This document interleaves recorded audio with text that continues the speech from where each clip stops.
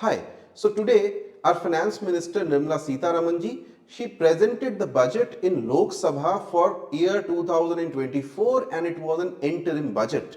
So in this video we are going to see everything that we need to know about this budget for the purpose of CLAT 2025 and other law entrance exams. So let us begin.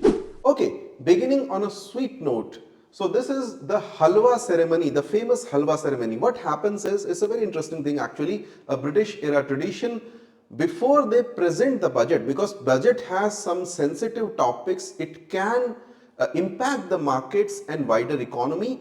So every officer who is involved in preparing the budget, they do not go for home for 1 week, entire week, like 7 days they don't go home. So to compensate for that, sort of, they are provided a halwa by the finance minister, right? Everybody else gets a lollipop, they get halwa. So that is how they start the budget preparation exercise. What we need to know about some things, some general things about budget, every year's budget are here. Number one, every year the date of budget is 1st of February. So today is 1st of February, that is why we have a budget. This date was not always so, it used to be presented in last of February 28 or 29. It was changed in 2017. Why? We will discuss in a while. Okay, now, secondly, we have already talked about halwa ceremony. Then why exactly is budget presented? मतलब मोदी जी ने sign कर दिया, probably they can spend all the money? No, it is not so. See, we have three different centers of power in this country. One is of course Modi ji, that is executive, the council of ministers. The second one is parliament and the third one is of course judiciary, right? So the parliament consists of Lok Sabha, Rajya Sabha and the president. All three are present. In fact, you might have seen in this particular session that the president was escorted to the parliament and she, convened the parliament sort of for this budget session. So basically you have to pass the budget in the parliament, without which you cannot spend a single rupee from consolidated fund of India. Where is it written? It is written in article 266 that you cannot spend a single rupee. Nothing can be spent without concurrence of, without permission of the parliament. And where does it tell the government to present the budget? In the article 112. You need to remember these articles, these are important ones. So article 112 says every year the government will present what is called an annual financial statement. It doesn't use the term budget. The term is annual financial statement in the parliament, so that it reflects the policies of the government and so that it can get the money it needs to run the country for next 1 year, right? Next, 2016 something happened. So for like 70-80 years they had been having two budgets every year. One was called the general budget, the other one was called the rail budget. But what happened was, generally the rail ministries, if you see the pattern, it was generally in the hands of politicians from Bihar and Bengal, right? So this goes back, this tradition was there, and they used to introduce new trains every rail budget, which somehow used to upset the calculations of Indian Railways. So what they did was, in 2016 they merged it, so that they don't have to make these sort of populist schemes or populist railway services they have to announce every year. So 2016 the railway budget was merged with the general budget. Just remember that. Next, 2017, what happened? I already told you the date of budget was changed to 1st of February. But why so? It is an interesting thing. What happened was, they used to present the budget in February 28 or 29, and passing the budget would take another 2 to 3 months, right? The financial year starts when it starts on it ends on March of 31st, it starts on 1st of April. So basically within 1 month you cannot pass a budget. What you need is extra money to run the country, right? So every year you had to present what was called a vote on account. What is a vote on account? We'll talk in a while. In the meanwhile, let's talk about what you need to study about budget 2024. Thankfully, not much. Okay, you don't need to study.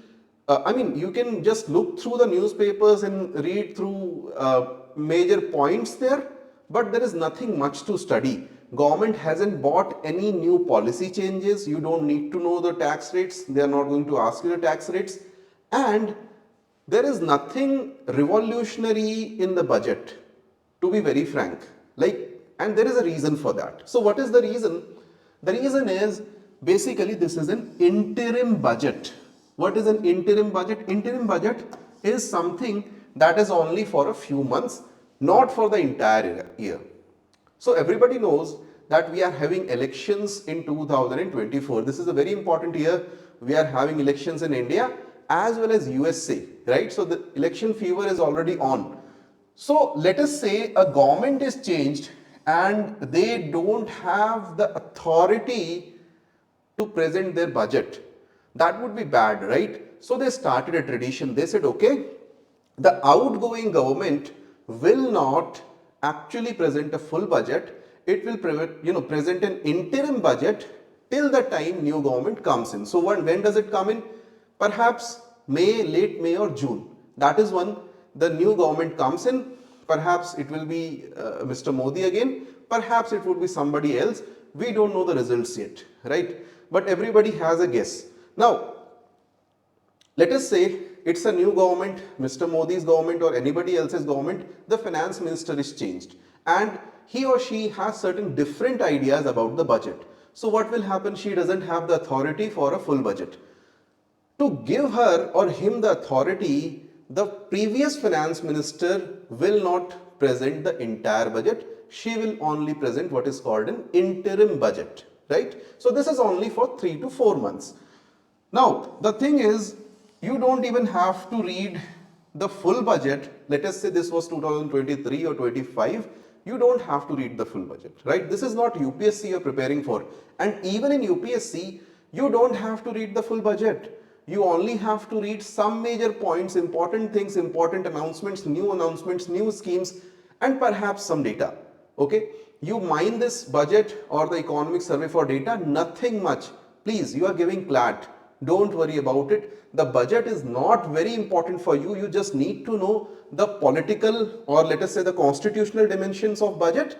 And if something new or revolutionary happens, you need to know about it, right? But still, there is something you need to know, and that is what exactly is interim budget. Let us say in CLAT, because this year we had interim budget, they decide to ask regarding interim budget. This is something that happens every 5 years, right? This is something of a rare news. So that is why we need to know. This is an election year tradition. I have already told you why. Because full budget is the responsibility of next government and therefore there are no major policy decisions. I told you this is a boring budget. There is nothing new, right? They have told about the, let us say the, whatever they have done in last 10 years. These are our achievements they have discussed, and then they have harped on the same old things. We'll build houses, we'll do DBT, we'll do this and that scheme which is already running. Perhaps they can increase the allocation of the scheme, but nothing new you will see in this particular budget, right? So this is plain old boring budget. There are no major policy decisions, not even a tax cut which everybody was expecting. Now, what happens is for next 3 to 4 months, they need something to run the government. They need the money to run the government. They need the money to pay the salaries or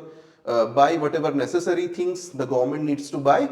And that is why they have a vote on account. What exactly is a vote on account? If for some reason the budget is not passed before 31st of March, the government for next year will shut down. We won't have money to pay for whatever the government needs to buy or purchase. So basically, to keep away from such a possibility, they have made a provision of vote on account, and that is in Article 116 of the Constitution. Now remember also this article, right? So vote on account, in this interim budget we had a vote on account. It's not a full budget. It's like 3-4 months guidance. Here is what we are going to let us say spend on. Please give us this 3-4 months money. After that, the new government, perhaps it can continue with the same thing, or perhaps it can bring in a new policy, a new budget new type of spending plan, right? So that's it. Vote on account is nothing. It's basically your required money to run the government, let us say for next quarter. There is no definite number of months. 3 to 4 months is the generally accepted time. New government, of course, can continue with the same budget or bring a new one. So thank you for watching. I'll see you again in next current affairs video. Bye-bye.